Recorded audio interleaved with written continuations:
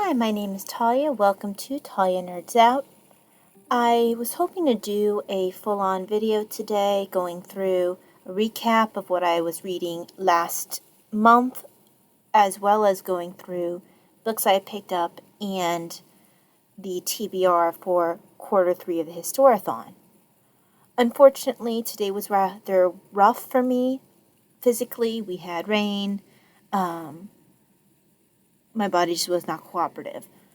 So this is going to be a significantly shorter video than what I had originally intended. So I will be most likely just running through the quarter 3 Historathon TBR and the books that I picked up since the last time I went through a book stash. Adding to my book stash. Let me have a quick drink of tea. A Russian caravan tea. So next time I record, I will go through my books that I finished for quarter 2, but that will not be something that I will do this time. So first things first, I do want to go through books that I have picked up. The first one, I think I got this one used. It still has a little bit of smoke smell. This is probably the first book I've picked up used that smells like it belonged to a smoker. For me, though, I'd rather deal with the smoke smell and have that dissipate than to put Lysol on it and then have to deal with that scent. I don't do well with Lysol smell. I actually have a physical reaction to it. So, in fact, I would rather deal with the smoke smell. But hopefully that will ease up. This is Conquests and Cultures by Thomas Sowell. Kind of like that sword. In the back it says, this book is a culmination of 15 years of research and travels that have taken the author completely around the world twice. Its purpose has been to try to understand the roles of cultural differences within nations and between nations, today and over the centuries of history, in shaping the economics and social fates of peoples and whole civilizations, focusing on 4 major cultural areas, that of the British, the Africans, including the African diaspora, the Slavs of Eastern Europe, and the indigenous peoples of the Western Hemisphere. Conquests and Cultures reveals patterns that encompass not only these peoples, but others, and help explain the role of cultural evolution in economic, social, and political development. Diaspora. I have to struggle over that word simply because I usually only hear that in regards to the Jewish diaspora.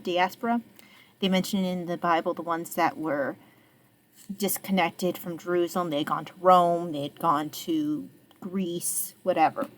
But I'm guessing here they're referring to the people who had left Africa to various different places, whether it be by slavery or some other method. So I have not read this yet. I am interested. The text does not look like it's too small. It smells alright. Beginning to ease up a little bit. But yeah, I do look forward to reading this. I'm not sure when I will start reading, and I have a couple of other books I want to finish first that are not directly associated with the Historathon, even though this is a historical book. This is one that could just go throughout a Historathon. So I'm not sure if I'll do it this Historathon or start it at the beginning of next Historathon and have it be an all-year read, which actually might not be a bad use of this, depending on when he starts. I'm guessing he would start it as early as possible. Now, I'm pretty sure that he is a philosopher or an economist versus a historian, so I am interested in seeing how this goes. Now, I believe this Paul Johnson that is praising this book is an author that I've read in the past, and I have enjoyed his work in the past. He wrote let's see, what have I read by him? A book on Mozart, a book on heroes throughout the ages. I believe he had one specifically focused on female heroes. I read a few of his books, and I have a few more of Paul Johnson. So to me, it's actually quite good to have a positive review from him. But yeah, I look forward to this. Yeah, it says in the back that he is a philosopher, so we'll see how this goes. I've heard good things about Thomas Sowell. Now, as for other books that I have picked up, I came across this because I am currently starting to read some Revolutionary War, early America related books, just because we are hitting that quarter in Historathon. And when I was looking through, I came across something that was talking about issues with the Barbary pirates, and I believe it was Thomas Jefferson. This was not a topic I've ever really learned anything about in the past. I don't remember learning about in history. And I guess there were issues with the Barbary pirates taking and enslaving Christian Europeans, which, like I said, I know very little about it. So I went ahead and found a book on it because I do know so little about it. There's one that's called Thomas Jefferson and the Barbary I'm having some trouble speaking. Thomas Jefferson and the Barbary Pirates. That one I believe I have on Kindle. I did find this one. I don't think I could get it on Kindle, so I got it in physical form. And it's called Early Modern History, Society, and Culture. It's by Robert C. Davis, and the main title is Christian Slaves, Muslim Masters, White Slavery in the Mediterranean, the Barbary Coast, and Italy, 1500 to 1800. So actually, this hits right smack, this is throughout the period of time of this quarter. So I should probably have this for sure on my quarter 3 reading. I'm a little disappointed that it has dark blue highlighting in it, but because I don't want pink, it's usually easier to read through than dark blue. Oh, come on, man. I hate when people fold pages. I thought that usually I'd make sure that my books are at least very good quality, so either I wasn't able to get one very good quality for a decent price, or someone has a different definition of very good quality than I do. Okay, hopefully if I set another book on top of this one, that'll take care of at least the bending of pages. Maybe, I think Thomas Sowell's book is heavy enough, just not quite wide enough. So I'll just put this here. Hopefully that'll help a little bit.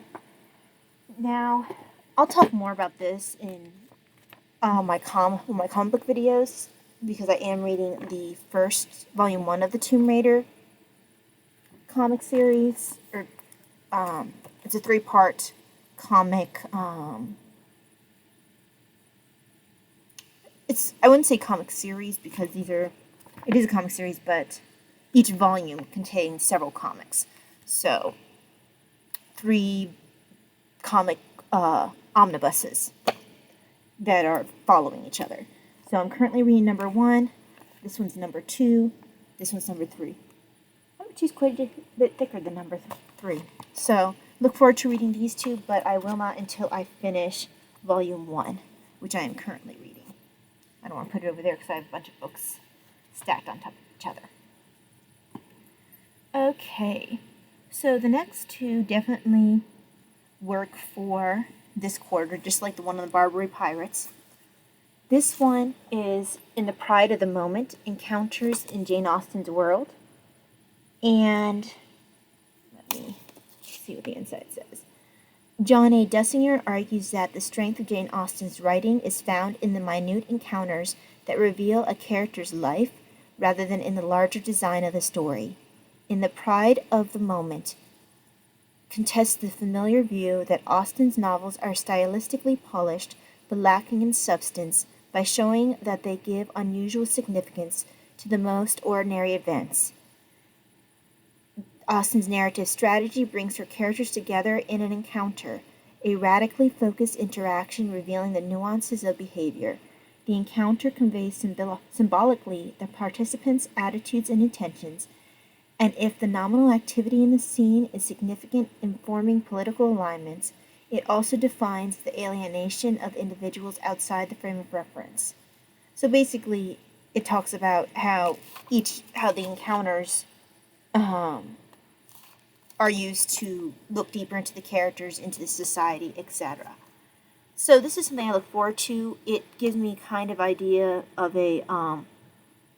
of the same general thing that I liked about Fathers and Jane Austen, where it is examining the characters and then going deeper. So I am looking forward to this, and I will probably be reading this month because it's Jane Austen in July. Also for Jane Austen in July, and I have Emma over here that I need to finish as well. Pastimes and Pleasures in the Time of Jane Austen by Sarah Jane Downing. And this just has a lot of nice pictures. It has their clothes of the era, just different things they tend to do, like domestic pleasures. This will be fun. This will be nice background and provide more depth to my reading of Jane Austen. What I'd like to do this quarter, or this month in particular, is finish rereading Emma, and then I'd like to reread Persuasion, which is one of my favorites of the Jane Austen novels, and I think that will have taken me through all of them again, because I tried to read them in order. I can't remember when I started rereading them again. I think it was at the beginning of the year. I usually make it through the first few books pretty quickly. I generally stall on Emma because it's probably my least favorite of her novels, not because the story is not good. It's just like what she says. Emma is a very difficult character to deal with. She's not my favorite. And also was well aware that when she wrote it that people might have trouble with Emma. And a lot of Emma's issues are of Emma's own making. I know that happens for quite a few of her heroines, but Emma in particular. So if I can just make it through Emma, I get to go to Persuasion. But yeah, there's these two. I will be reading it. Actually, I'm going to put these underneath Stolen on top of the Barbary Pirates. Okay, and I don't know. This will probably be next year. Venice Illuminated, Power and Painting in Renaissance Manuscripts by Helena Catalan Sepe? I'm not sure. I picked this up when, who had a sale? Yale had a sale. And this deals with the illuminated manuscripts. So you have some pretty artwork in here. It is definitely a textbook style. Yeah, here's some illuminated manuscript. I do look forward to reading it. It will not be this quarter. It's very lovely, but I have a feeling also this is not one that I will necessarily be able to read all one sitting. Now this is set during, I mean, obviously not all one sitting, but maybe not necessarily even all one quarter. This looks like it'll run over the course of 2 quarters, because I see 1400s, I see 1500s, I see 1700s. So yeah, I can probably do this quarter 2 and quarter 3 next year, which will be nice because then I will have a little bit more time. This one, Veiled Presence, Body and Drapery from Giotto to Titian. So I picked up quite a few art books this time around. And it just runs through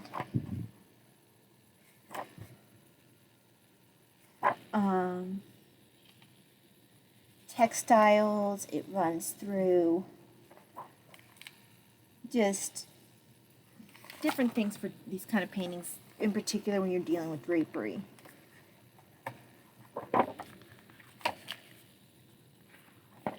I'm interested in, I'm talking about staging secret plays. Talking about girdles. You have some really nice, this is the North Door of the Baptistry in Florence. Oh, does that mean, is this Raphael's work? No, it doesn't. It says Lorenzo Ghiberti, the Four Evangelists. Oh, it's Donatello that I was trying to think of, not Raphael. Donatello's door is here. I knew Donatello did some, okay, it's actually a detailed North pulpit, but I knew he did some really important work when he was in Florence. So I do look forward to looking through this in more detail. I haven't looked at this hardly at all. Now, this could be this quarter. I probably will save this for next year, just like I will the other one. Now, this one, I'm not sure when I'll get this one in. It all depends on how much I manage to get read. This is Tudor Liveliness, Vivid Art in Post-Reformation England. Now, I've already previously read a book on Hans Holbein, who is the artist who did a lot of the famous paintings during Tudor times. Now, I don't see Holbein's stuff right away, which is a bit surprising, because his portraiture is very famous. The painting that everyone thinks of for Henry VIII is a Holbein. The famous Thomas More is a Holbein. Actually, the famous Thomas Cromwell is a Holbein. But I'm not actually quite sure what the focus is on this. I know this is a textbook, but I just knew, oh, Tudor and art, this should be interesting. But I haven't really looked through it. So I am interested in seeing where this will go. It's not, just glancing through, it's not quite what I expected. It looks like it covers various different kinds of art, as well as portraitures, which is what I'm most familiar with which I am most familiar during Tudor periods. But as yet, I have not seen any Holbein, which is a bit odd. But yeah, I will look through these later. It's not as long as I thought it would be. And, absolutely no, Holbein. Now this one I'd like to get done this quarter. Tudor Children by Nicholas Orme. And this is just interesting. I don't really know a whole lot of what it was like to be a child during Tudor times. So, I like the feel of this cover. It's got a little bit of a raised lettering, which feels really nice sensorily. But Tracy Borman gave it a good rating. I've enjoyed her work in the past. So did Elizabeth Norton, who I've also enjoyed in the past. Actually, what I need to do is basically take down all the authors who are commenting well about it and make sure whether or not I've read their works, and if I haven't, go ahead and look up their works, simply because 2 out of the 3 I have enjoyed. I feel like I've maybe read Susan Doran's work. Her name sounds familiar. Maybe I just have some of it set aside. But yeah, this is a Yale book. This looks like it's fairly easy to read. And it goes through the different periods, birth and infancy. It talks about the home. Oh, isn't that a nice picture? Sir Walter Raleigh and his son Walter. Wait a second. Just reaching behind you. No, Robert Carey. Okay. Sorry. I was like, wait a second, what about that novel that I have set during the Speaking England? Is that? No, that's Robert Carey, not Walter Raleigh. So it has infancy and childhood, the home, then it covers play, religion, school. Here's Henry VIII's older brother, Arthur. Speech, songs, and stories. I didn't know how old Three the Blind Mice was. Okay, cool. growing up. So here's a nice picture of a little girl. Horse, looks like. Oh, driving a donkey. And reflections. So this looks like it would be quite good. I really would like to get this in. Then what else? Just want to check the time. Okay. Because I do have to get to bed. Hence why I'm not doing the episode I really wanted to do today, which was going into my books that I had finished reading from last quarter. So I did pick up, this was a pre-order, Timothy Zahn, The Icarus Plot. So I read a long time ago, and I've reread multiple times, Timothy Zahn's The Icarus Hunt. Icarus Plot is supposed to be running at the same time as the Icarus Hunt, but from the point of view of those chasing the Icarus, which I don't want to go into more detail without, because to do so would perhaps ruin Icarus Hunt for you. So I would suggest reading Icarus Hunt first. I do plan on reading the Icarus Plot. I'm not sure whether or not it'll be this quarter, because especially not this month, because I want to get some Jane Austen read.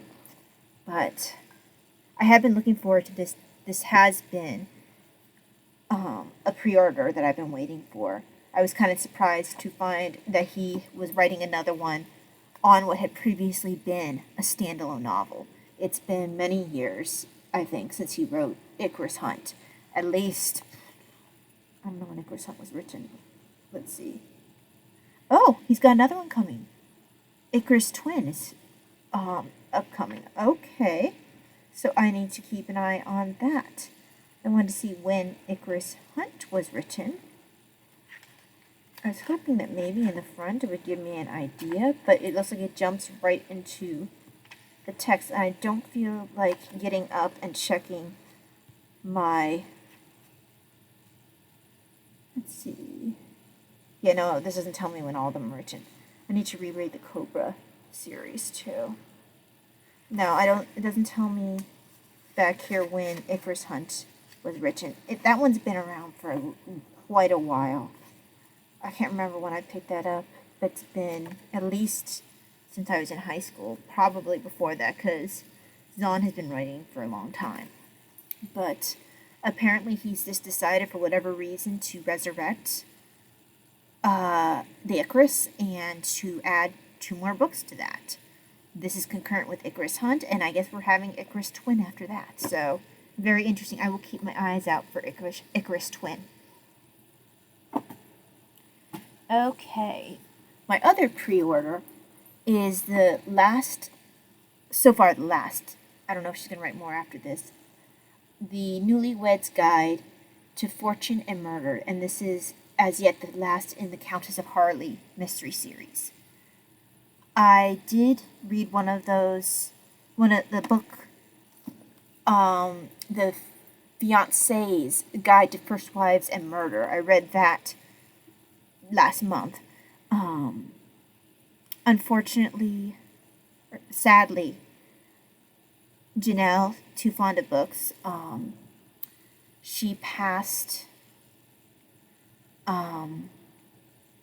last week. It was, I want to say it was the 21st. And we started doing a Janelle-a-thon.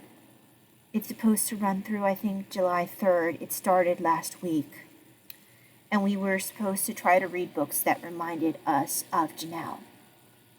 Janelle had gotten me into the Countess of Harley mysteries, as well as the Sir Robert Carey mysteries.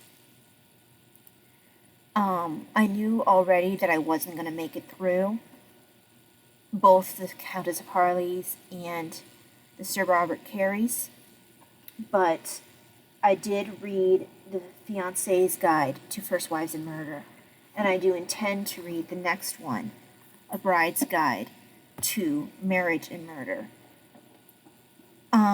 Even if I don't make it through the Newlywed's Guide before the Janelle-a-thon ends, Janelle also really enjoyed Jane Austen in July, and anything that I read for Jane Austen would also make me think of Janelle. Now, these books, I can usually finish these in one sitting, so if I really wanted to, I probably could, if my body cooperated, get these finished before the Janelle-a-thon finished. But I'm not going to rush them. I savor these books because I really enjoy them. But yeah, Janelle will be missed. She is missed. She loved her mysteries, and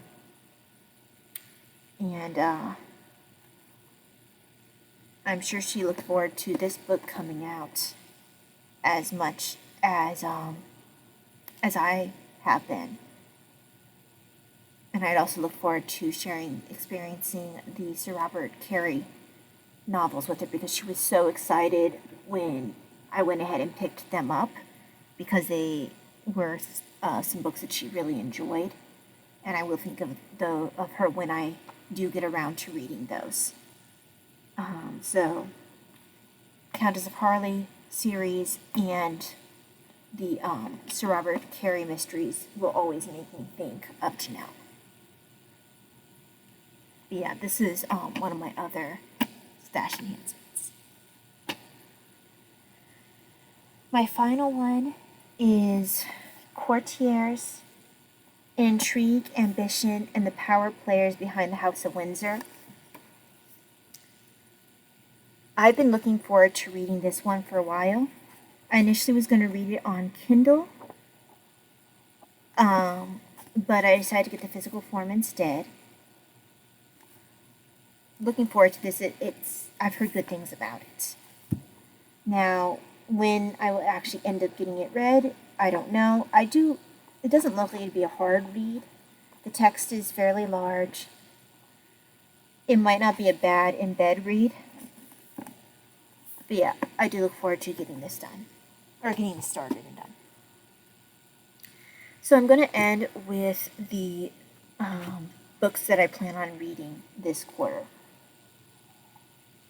Now, I already mentioned that I most likely will read A Bride's Guide to Marriage and Murder and A Newlywed's Guide to Fortune and Murder before the Janelle-a-thon finishes.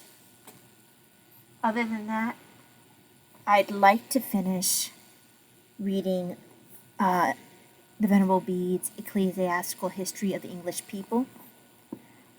It's not as fast going as I hoped it would be. If I'm tired, I really can't focus on it.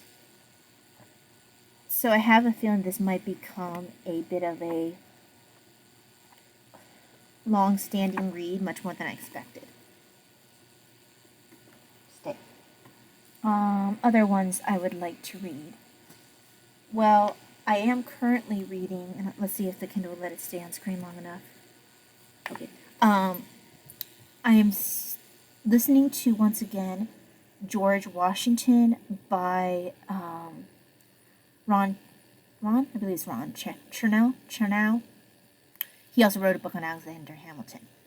I'm about 53% through. No, I'm not. I am 70% through. I believe that's what the audiobook said. And I've been listening to this book for a while, since last year, but it's a good book. When I am able to focus on it, it goes pretty quickly. I do have hopes of finishing it this quarter. The one I'm going to read on my Kindle is, let's see, Inside the Tudor Court, Henry VIII. Hang on, let me bring it up. Inside the Tudor Court, Henry VIII and his 6 wives, through the writings of, hold on, it's not giving me the full picture of the cover, because it's actually hard to read on the little. Let's see. Maybe if I go to the table of contents, it'll take me to cover. There we go. There we go. Inside the Tudor Court, Henry VIII and his 6 wives, through the writings of the Spanish ambassador Eustace Chapuis by Laura McKay. I have been looking forward to reading this for so long. And she makes the case that too many people try to disregard him as just merely being biased. But she makes the point that his job was to provide unbiased information to. Sorry, I lost my bookmark.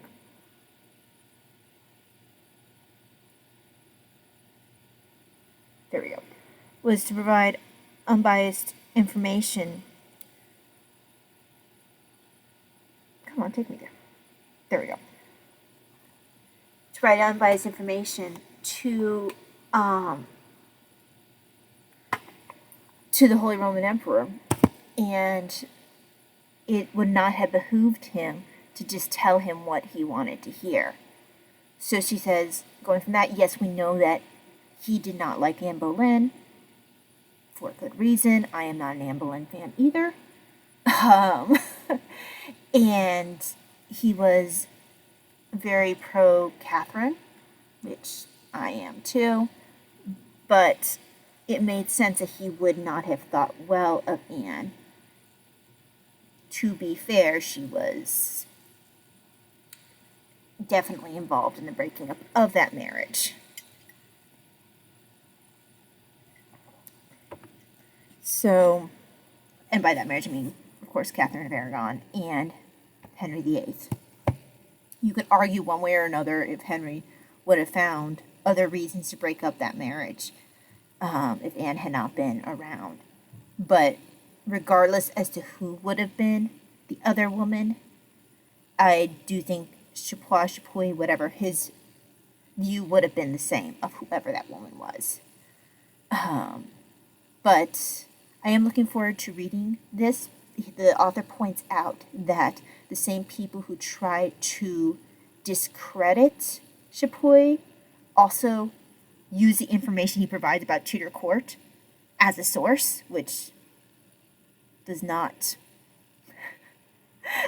line up. Either you believe him or you don't believe him. You can't just throw him as being like completely unreliable, yet rely on him as your source. So I am looking forward to reading this. I do know he has certain biases when it comes to Anne Boleyn, but I also don't think that those biases are necessarily a problem considering the circumstances. So I am reading that. I also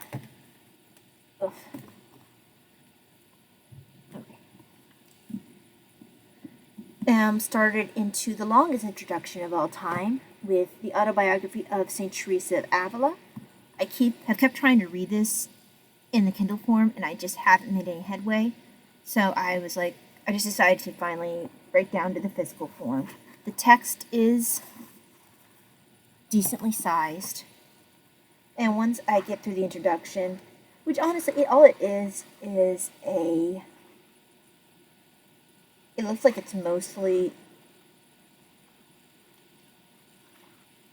a biography, just giving the basics of her life before headed into her telling the story. So I do look forward to this. I'm hoping if I can see myself physically making progress, I will finally get through this book because I've been meaning to for a while. And she lived from, let's see,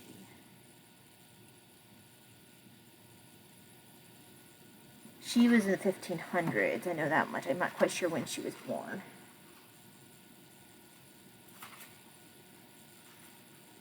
(1576). I'm trying to see at the beginning of the book tells me when she was born. I know she was during the 1500s. Okay, she was born in 1515, March 28th. So she is very much in this quarter. Initially I was going to start her in quarter 2, but I hadn't realized that she was not born during the large part of the medieval period. So she was then more considered during Tudor times, Renaissance, that period. I don't know why I didn't realize that, but I didn't. So I will read this quarter. The other one that I look forward to reading is Michelangelo. Let's try that again. Michelangelo and the Pope's Ceiling. And he was commissioned to start painting the ceiling in 1508. And I know that it's going to have some parts of the story that are going to come prior to the 1500s, just because they need to go into the background of both Michelangelo, I'm sorry, I'm having trouble speaking, and Pope Julian. But I do look forward to this. I've been looking forward to reading this for a while. I do have other books set aside that are over there somewhere, but these are the ones that I'm starting with. I will speak more on the books that I have read since I last talked to you, plus any thoughts of the ones that I'm currently reading. Excuse me. I am going to keep over here Quiet in a Moment and Pastimes and Pleasures of Jane Austen, because I will be starting those this July. I'll keep Tutored Children and Christian Slaves, Muslim Masters over there with my other books to quarter. Sorry, I just want to put Thomas Sowell over here, because I know I want to read him, but I'm not necessarily concerned about doing it right now. Okay, so that's it for right now. I do hope to run through my thoughts on the books that I've been reading, but like I said, that's not really what I'm going to be able to do this video. Yeah, I have quite a bit to say. I just need to gather those thoughts together, and I will then talk to you about those books then. I hope that you enjoyed this stash enhancement and the run-through of the TBR for this quarter, and I will see you next time. God bless. Bye.